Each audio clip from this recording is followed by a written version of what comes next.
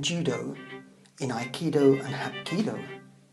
In Kendo and Taekwondo, there are uniforms, belts and gradings. You know where you are with the Japanese or Korean art. But in Tai Chi, there is nothing. No costumes, no headscarves, no ninja-styled fingerless gloves. So why are some classes then taught by knights in white satin and others in jeans and flip-flops? And what does uniformity say about you and your class? Find out on this week's episode of Talking Tai Chi.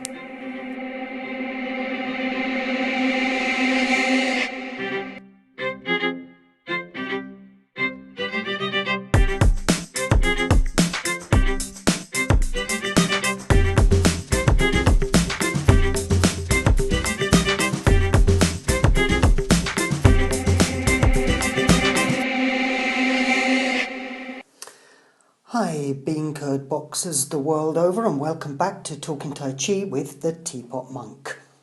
This week we are dealing with a rather sensitive issue, clothes. I have some good friends that are Tai Chi teachers and proudly pose in their silk suits, while others pour scorn on the superficialities of borrowed cultural trappings. It's a confusing picture, and one that starts with every beginner's first question. Will I too have to wear a Chinese silk uniform if I join your class?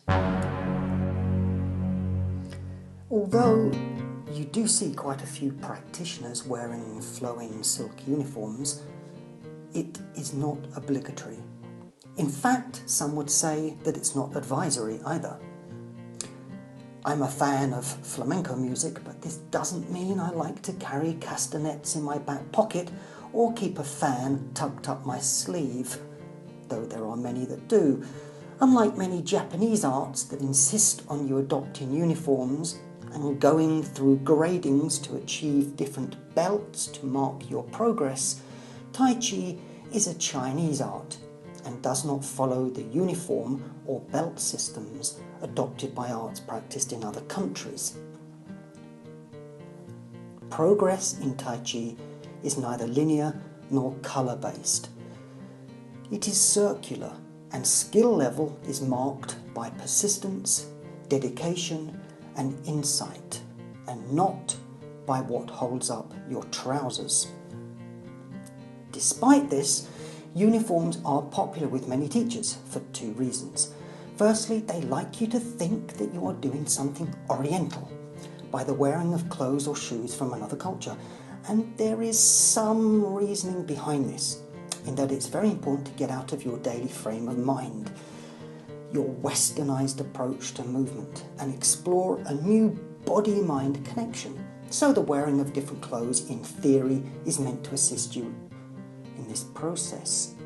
Personally, I'm not convinced. For me, if wearing something special helps my training, then fine. And good luck to all of you that subscribe to this approach. But if the wearing of it contextualizes my learning, it supports a walled garden approach to practice, in which only when I'm attired in a certain uniform will I feel comfortable and able to assume the right posture, then I'm not for it. This is why in my classes you wear what you wear. You wear what you were wearing when you come to the class, even if it's inappropriate, because if that's what you're wearing most of the day, 5 days a week at work, then you'd better get to know how to make it work for you. Either that or change your clothes.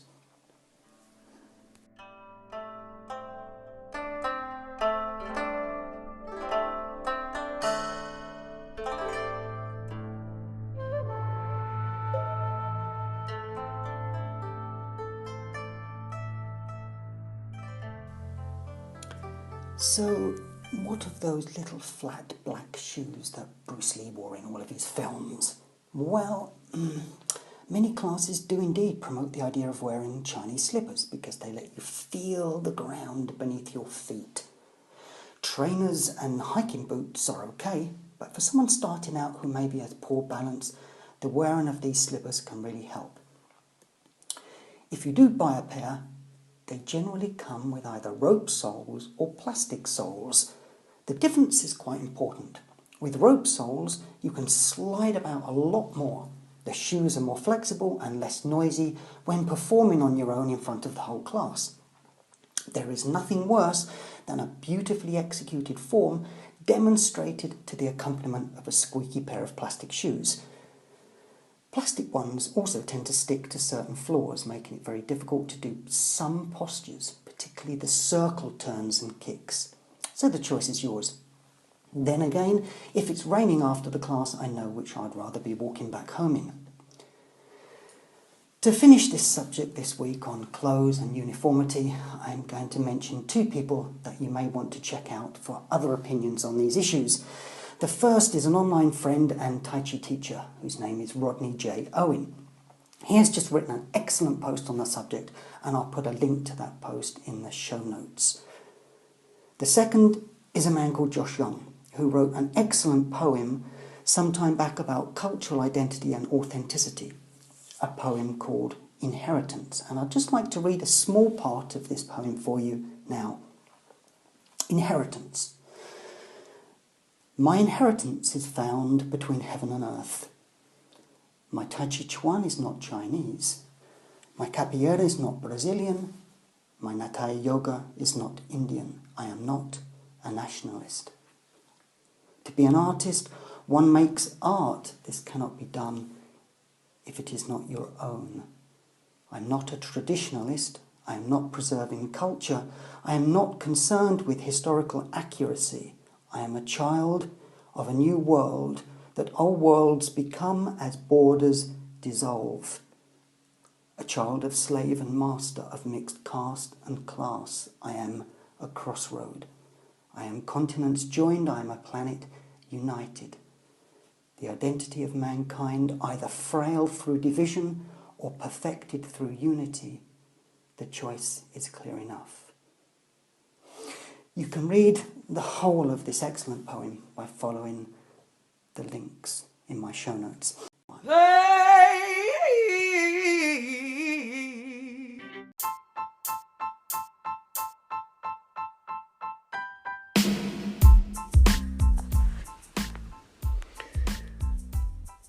Looking to discover what Tai Chi can do for you, or curious and would like to know a little more? Well, just come over to 21stcenturytaichi.com. Look for the link in the show notes. There's short introductory courses, breathing, health, Tai Chi form, sword, philosophy applications and more, plus books, PDFs and great videos and even music. Got a question? Track me down on social media as the Teapot Monk. Thanks for listening.